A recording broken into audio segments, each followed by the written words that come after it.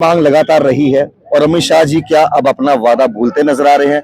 क्योंकि भारत जोड़ो यात्रा भी जब निकली, राहुल गांधी जी ने भी कहा, कांग्रेस ने भी कहा, बार बार वादे याद दिलाए, क्यों ऐसी नौबत है कि वादे भूलते नजर आ रहे हैं? देखो, ये तो हमारा फर्ज है, क्योंकि भारतीय जनता पार्टी का नेचर आपको सबको पता है। वो कहते कुछ हैं, करते कुछ हैं, बोलते कुछ हैं, सुनाते कुछ हैं। तो उनके किसी भी कमिटमेंट पर देशवासियों को भरोसा नहीं है, और हम जम्मू कश्मीर वालों को तो वैसे भी नहीं है।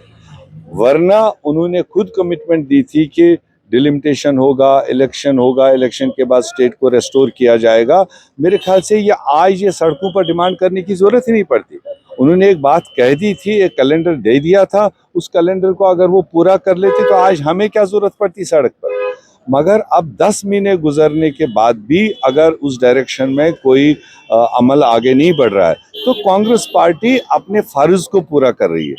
हम एक जिम्मेदार पॉलिटिकल पार्टी है। जम्मू कश्मीर के लोगों की जो दबी हुई आवाज है, उसको हमने जिला जिला, ब्लॉक ब्लॉक खड़ा किया, और अब पूरे स्टेट की नजरें जम्मू कश्मीर कांग्रेस पर है। जिस तरह से कई दिनों से लाठियां चलाई जा रही है, रास्ते बंद किए जा रहे हैं, जितना वो इस मोमेंटम को रोकने की कोशिश करेंगे उतना मजबूती से ये आगे बढ़ेगा।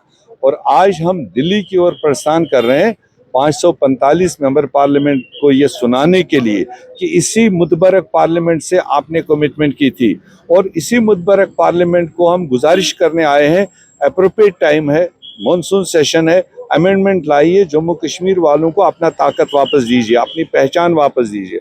अगर हुकूमत नहीं करती है तो देश के 140 करोड़ लोग तो वाच कर रहे हैं ना, कि उन्हीं की कमिटमेंट हम उनको याद रहे। हम कोई नई भीख मांगने नहीं जा रहे हैं, हम कोई कटोरा लेकर नहीं जा रहे हैं कि उनको कह दें कि मेहरबानी करो वापस दो। हम तो उनको वादा याद दिला रहे हैं, वो अपना वादा निभाते हैं तो उनकी मर्जी, नहीं निभाते हैं तो देश के 140 करोड़ लोग इस जम्मू कश्मीर के साथ जो नाइंसाफी हो रही है उसको वाच कर रहे हैं। इन वादों को लेकर जब सवाल पूछे जाते हैं भाजपा के नेताओं से तो जवाब आता है माहौल ठीक नहीं है। 2019 5 अगस्त से माहौल ठीक नहीं हुआ तो कब होगा? वो तो देखो, वो तो उनकी असेसमेंट है। वो बेसिकली जानबूझकर इस जम्मू कश्मीर के खित्ते को इक्तिसादी तौर पर पॉलिटिकली पसमानदा रखना चाहते हैं, और बैकडोर एंट्रीज के थ्रू इसको रूल करना चाहते हैं।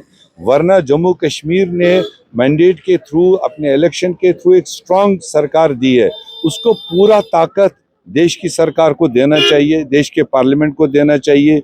जैसे सुप्रीम कोर्ट ने डायरेक्शन दी, इलेक्शन भी अगर हुआ वो सुप्रीम कोर्ट के कहने पर हुआ, और सुप्रीम कोर्ट ने वहीं पर डायरेक्शन दी है कि जितना जल्द हो सके जम्मू कश्मीर को अपना स्टेट रेस्टोर करो।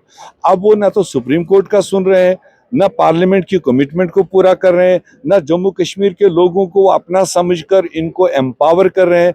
तो ऐसे में हमारी स्ट्रगल तो स्वाभाविक है, और ये स्ट्रगल जारी रहेगी तब तक जब तक जम्मू कश्मीर को अपनी पहचान वापस नहीं मिलती। जी, बीर साहब जो है हमारे साथ मौजूद थे, उनसे हम बातचीत कर रहे थे। सीनियर मोस्ट नेता हैं।